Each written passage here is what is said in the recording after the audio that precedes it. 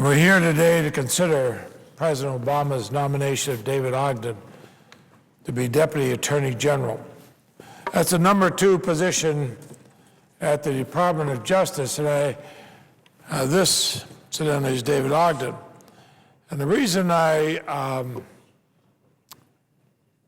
would hope that we could vote on this soon, although apparently because of the objections of the other side, we will not be able to vote until tomorrow. I think that's unfortunate because every day we delay the appointment of the Deputy Attorney General. It's a day that we're not enhancing the security of the United States. In this case, we have somebody who I would have hoped could have been confirmed weeks ago. And he has the obvious priorities that we want in a Deputy Attorney General, and that's the safety and security of the American people.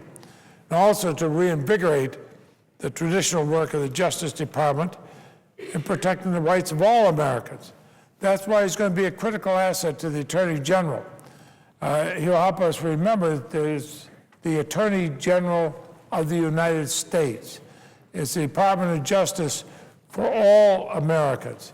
And with all of these endorsements, with all the major law enforcement groups endorsing him, and incidentally, we have dozens and dozens of other endorsements I could have listed, but with all the endorsements from both Republicans and Democrats, what is astonishing for all these law enforcement organizations want him there is the Republicans threatened to filibuster this nomination. It is amazing. I don't know if they are aware of what is going on in this country. The rising crime rates began rising last year or so. They understand the critical nature that families are facing, and yet they wanted to filibuster a nominee is one of the best that I've seen for this position in 35 years in the Senate. And I found the news of an imminent Republican filibuster incomprehensible. I could not think of, again, any precedent in my mind for this in 35 years here in the Senate. A bipartisan majority, 14-5, voted to report this nomination from the Judiciary Committee to the Senate. The ranking Republican member of the committee, Senator Specter, voted to support it. The Assistant Senate Republican leader, Senator Kyle, the senior senator from South Carolina, Senator Graham, they all voted in favor of Mr. Ogden, and yet we're told there's going to be a filibuster to stop from having a Deputy Attorney General who might actually be there to help fight crime in America. Why there was this intent of filibustering President Obama's nomination for Deputy Attorney General of the United States and depriving law enforcement in this country of his support, I could not understand. 2 weeks ago, we debated and voted on the nomination in the Judiciary Committee. Those who opposed the nomination had the opportunity to explain their negative vote. But I urge all senators to reject the false and scurrilous attacks that made against Mr. Ogden. I also hope that they would reject applying an obvious double standard when it comes to President Obama's nominees. Remember, these are the same people who voted unanimously for one of the worst attorneys general in this nation's history, former Attorney General Gonzalez. I voted for all 4 of the nominees the Senate confirmed and President Bush nominated to serve as the Deputy Attorney General during the course of his presidency. In fact, not a single Democratic senator voted against him, and some may not have been the people we would have chosen, and we had a Democratic president, but we respected the fact that the American people elected a Republican president, and they deserved a certain amount of leeway in picking his nominees.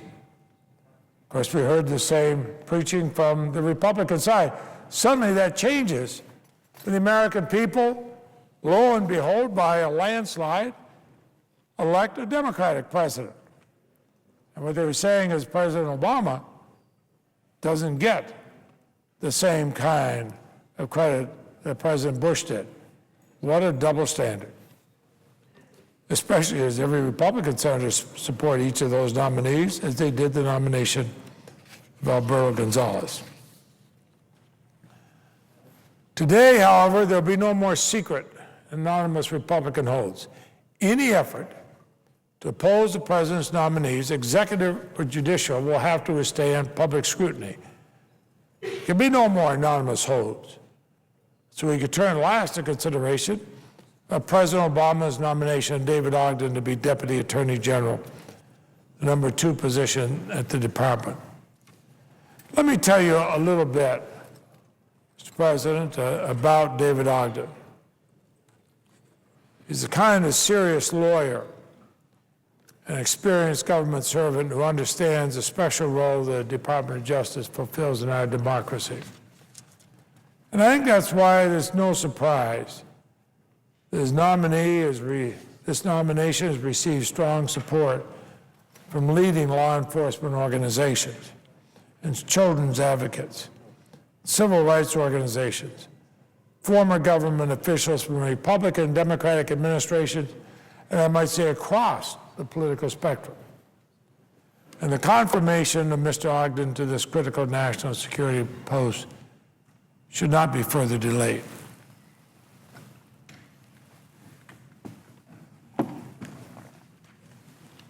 The Deputy Attorney General is too important, and it's too important a position to be made into a partisan talking point for special interest politics.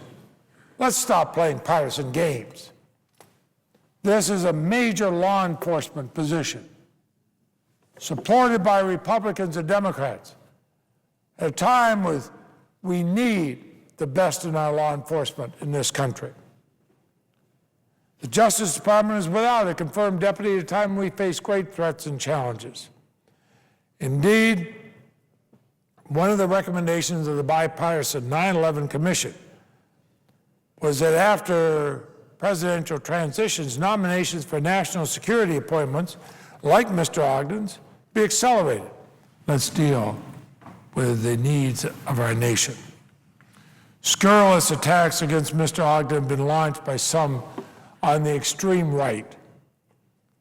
Now, David Ogden is a good lawyer and a good man.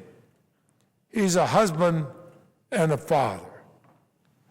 And I know that David Ogden is an immensely qualified nominee whose priorities will be the safety and security of the American people, but also to reinvigorate the traditional work of the Justice Department in protecting the rights of Americans, all Americans. We do not go back to the scandalous time of a former Attorney General, where the rights of only certain Americans were protected. Political and partisan decisions were made about whose rights would be protected. This is the Department of Justice, the Deputy Attorney General of the United States, not the Deputy Attorney General of the Republican Party, the Democratic Party. Deputy Attorney General for all of us. And that's why he's going to be a critical asset to the Attorney General. I'd urge all senators to support him. Give the same kind of support to Mr. Ogden